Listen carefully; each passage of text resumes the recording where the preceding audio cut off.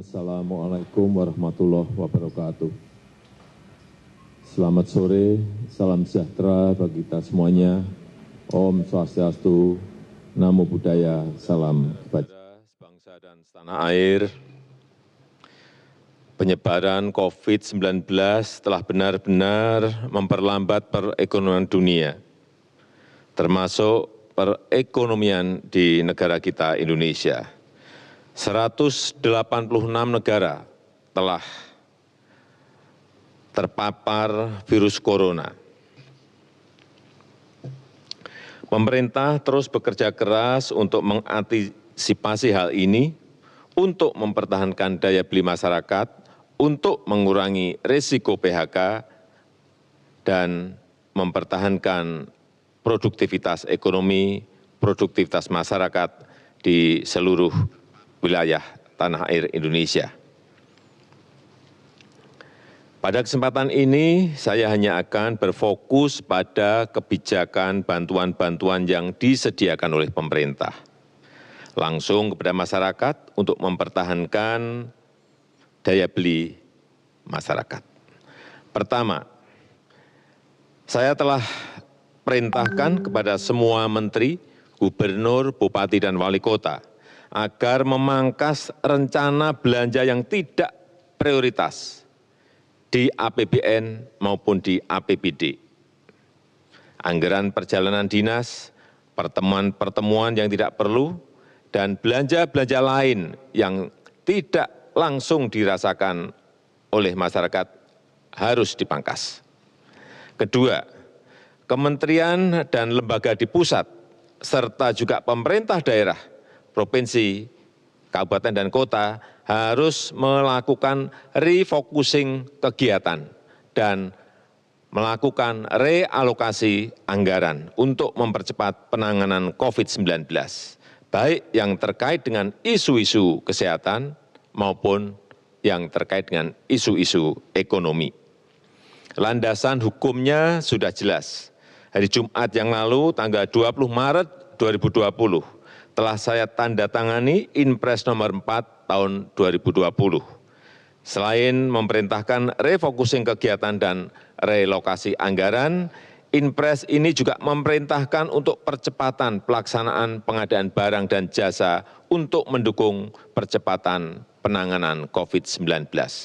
Sekali lagi, bukan hanya untuk penanganan kesehatan masyarakat, tetapi juga untuk penanganan dampak ekonomi masyarakat. Yang ketiga, saya minta kepada kementerian dan lembaga dan juga pemerintah daerah, provinsi, kabupaten, dan kota, agar selain menangani isu kesehatan masyarakat, kita juga harus menjamin ketersediaan bahan pokok dan mempertahankan daya beli masyarakat, utamanya masyarakat lapisan bawah.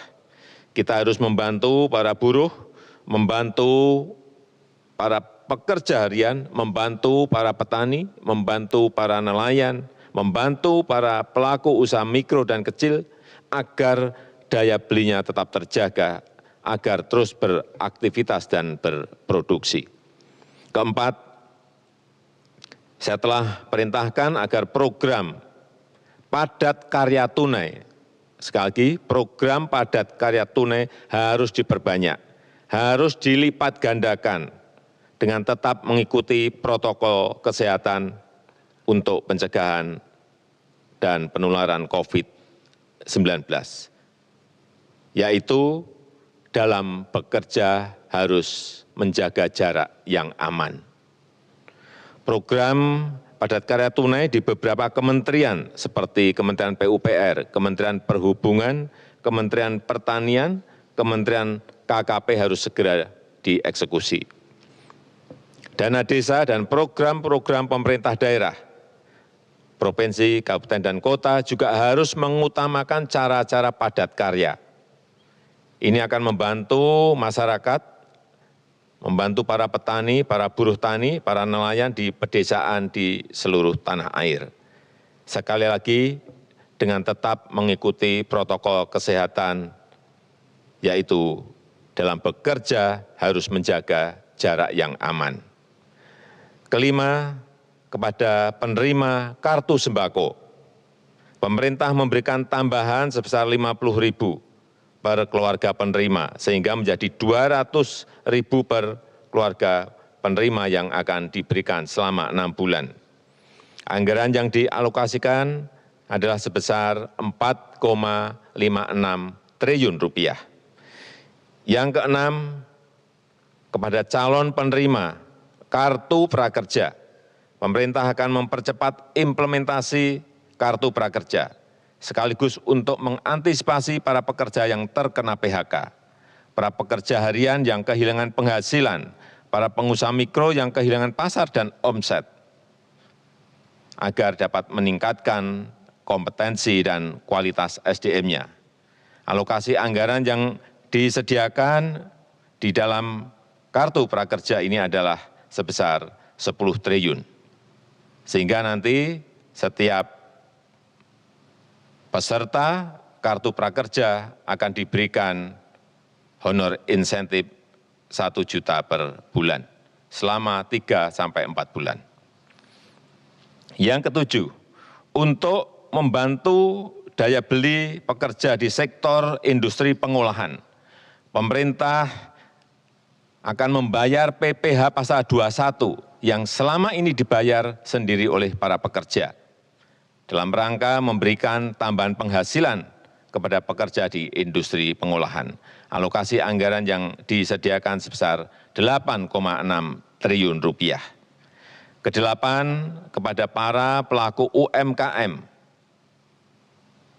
OJK, Otoritas Jasa Keuangan, akan memberikan relaksasi kredit UMKM untuk nilai kredit di bawah 10 miliar untuk tujuan usaha, baik itu kredit yang diberikan oleh perbankan maupun oleh industri keuangan non-bank.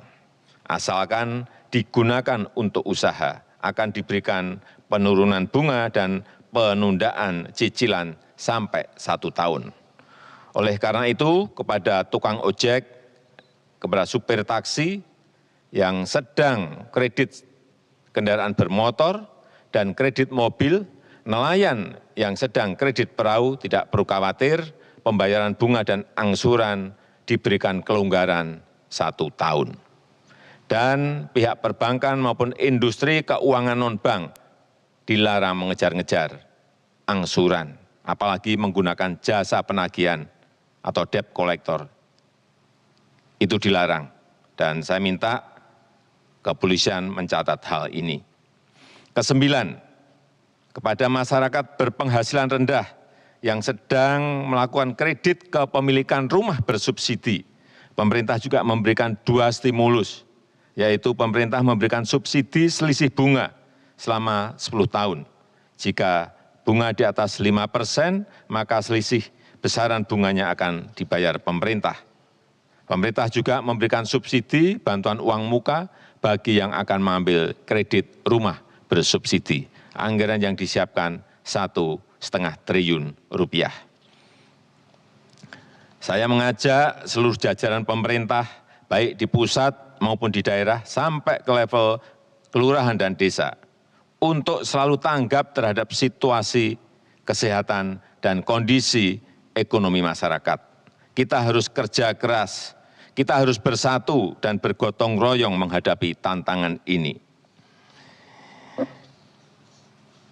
Terakhir, saya juga mengapresiasi gerakan masyarakat yang telah turut mensosialisasikan, memasyarakatkan physical distancing atau jaga jarak aman, yang terus mengingatkan kita semuanya untuk berdisiplin. Karena hanya dengan kedisiplinan yang kuat, kita dapat mencegah penyebaran COVID-19. Percayalah, kita bangsa besar, kita bangsa petarung, bangsa berjuang. Insya Allah kita bisa, insya Allah kita mampu dalam menghadapi tantangan global yang berat sekarang ini. Terima kasih, saya tutup. Wassalamualaikum warahmatullahi wabarakatuh.